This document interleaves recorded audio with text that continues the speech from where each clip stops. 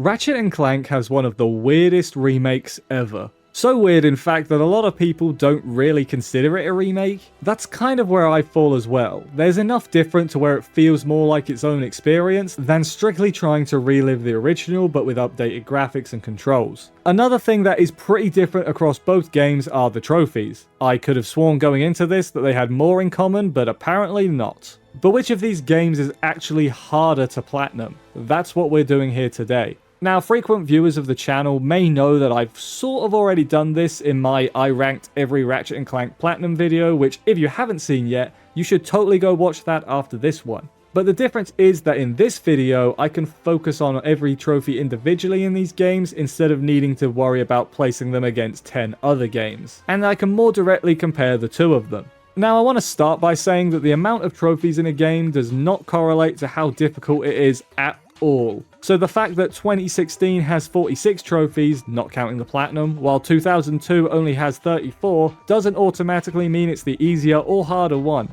Unmissable trophies for just beating the story and nothing else illustrate this point very well. For 2016 you get 14 trophies for just doing the main story, while for 2002, for doing basically the same thing, you get only 5. I say basically the same thing as 2016 does change some things around, including the final boss, but you get the point. Just beating the story takes out way more of the list for 2016 than 2002. I will also add that just at a base level, I think that 2016 is definitely easier than 2002, just due to things that have been added over the years to make the games more refined. You can't even strafe in Ratchet 1 as an example. It's a real case of first game syndrome for me, where it's not bad on its own, but later games have added quality of life features or just refined the gameplay to where going back to it, it's really noticeable when those things aren't there. Is that just me that thinks that? I'd love to know.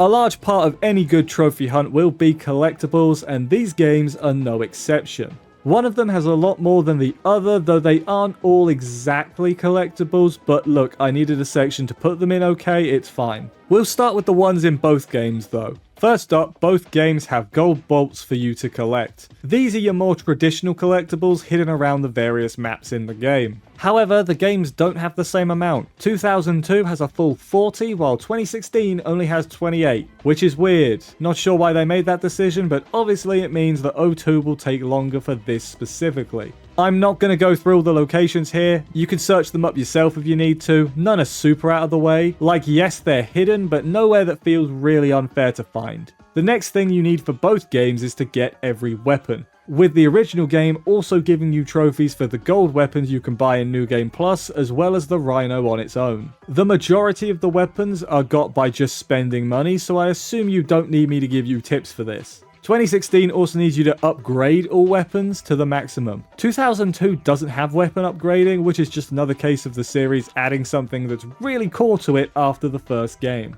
You level up weapons by just using them a lot. Also in 2016 you need every weapon mod that you can buy with Raritanium, so make sure you collect enough of that as well. You also need every gadget, which are all unlocked by either main or side missions. One of these side quests is collecting all the Telepathopus brains. You need 30 for the main story, but 90 will give you a gadget and its own trophy. Similarly, to get the Rhino in 2016, you need to get all the associated holo cards. The Rhino holo cards are in set locations, but for every other set for the trophies, you need to farm until you get what you need. There's packs throughout the game and they're dropped by enemies, so this shouldn't need that much work. Just be sure to trade in one set of dupes, as that is also a trophy, but it is very hard to miss that admittedly. Finally, we have nanotech, aka health. Both games need you to max out your nanotech, but the ways that you do that are completely different. 2002 needs you to buy the upgrades from a specific location, while 2016 has the EXP system from later games, where you get more health as you level up by defeating enemies. Only thing to note about it is that you can only reach max HP on a challenge mode playthrough, which we will get into more in a little bit. The next category, I guess, of trophies is going to be the hoverboard trophies. Yeah, it turns out there's a surprising amount of these across both games. A lot more than I was expecting for an ultimately quite minor part of the game. There's 4 in 2016 and 2 for 2002. Weirdly enough though, there is one that is shared across both, that being to beat the Rilgar race in 135 or under. I'm pretty sure the course is the same across both games, it is at least mostly the same. Specifically in 2016 this is the Gold Cup. which is only notable as it also has a trophy for beating the Bronze Cup that you apparently don't need to do for the main story. Didn't know that. I'm learning things here just like you. Similarly, the second set of races on Kalibo also has a time limit trophy in 2016, this time beating the Gold Cup in under 2:05. There's also one for beating both Gold Cups, but you will get that anyway by getting the time limit trophies. The one unique trophy for 2002 is performing a Twisty McMark's trick. This needs you to perform 4 different tricks in one jump. This is easy enough on the PS3 version. Might take you a few tries, but it's perfectly manageable. You do different tricks by using L1, R1, L2, and R2. Now, eagle-eared viewers may notice I said it's easy on the PS3 version. The trilogy was also released with trophies on the PS Vita, and it's pretty incredible how this simple change of console turns a pretty easy trophy into the hardest one in the game. You see, the Vita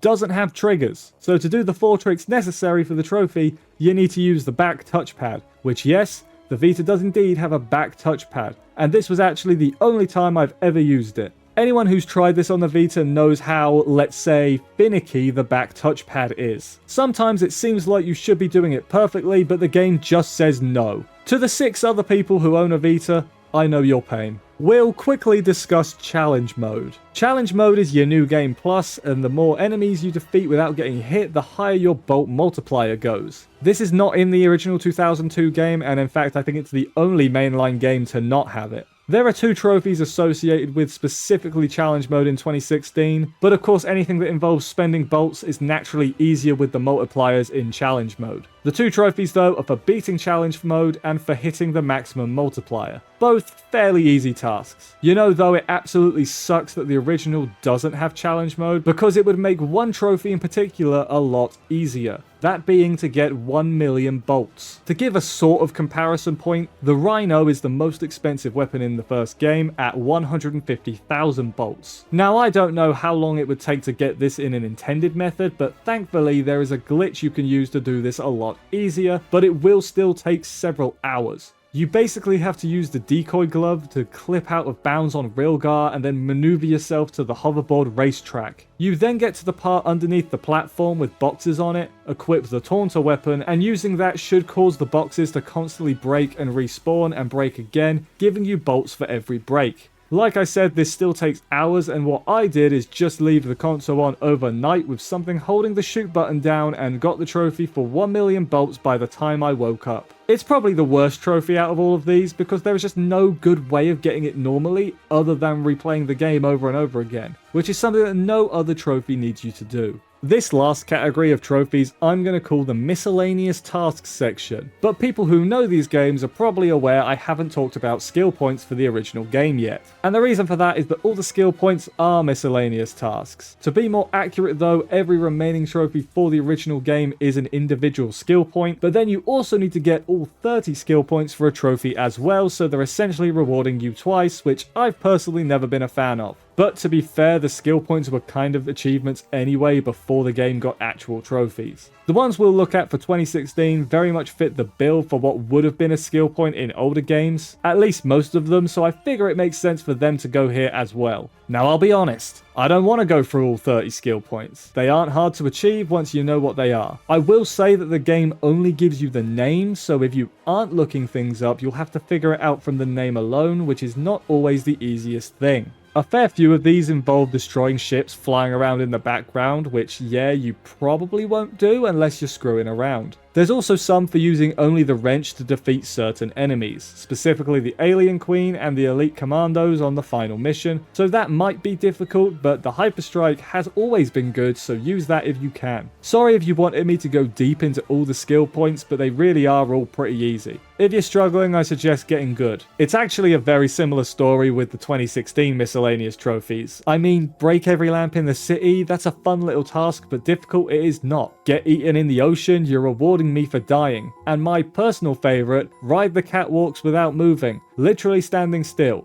It's almost like these games aren't supposed to be hard and are instead fun so all ages can play them or something. 2016 also has some trophies that you need to work towards throughout the whole game. First is never using the auto hack for trespasser puzzles. Pretty simple, actually do the puzzle yourself. I personally really like these puzzles, so I wouldn't have skipped them anyway even if there wasn't a trophy. The final trophy I want to talk about is for using the Groovatron on every enemy. Now this one isn't too bad if you've got a good memory. The thing with it is that some enemies and obviously bosses are missable, so if you happen to miss just one, get ready to replay at least a portion of the game again to get that one that you missed. There's no in-game tracker for this either, so this is one that's best done with a guide or at least a checklist that you can manually check off. Yes, the game isn't super long, especially if you're skipping cutscenes on a second run, but it still makes you feel annoyed at yourself if you miss a one-time enemy, let me tell you that. So after all that, which game is actually harder? Well, to start with, I'll say I don't think that either game is like a 10 out of 10 difficult where you'll be struggling for weeks. Of course not, that's not what these games are about, and that's totally fine. I think this will ultimately depend on what you count as legitimate. Like if you don't think glitches should be allowed, 2002 is definitely harder, or at least more time consuming just because of the 1 million bolts trophy. The hardest, or biggest pain I should say, in 2016 is probably the disco trophy, just because of how easy it is to miss and have to replay the game again. I think ultimately though I am going to give the title of hardest of the two to the original 2002 version, but specifically the Vita version. This is because not only do you need to get the million bolts trophy as already mentioned, but I really don't think I can do justice just how difficult the Twisted McMarks is to do with the back touchpad.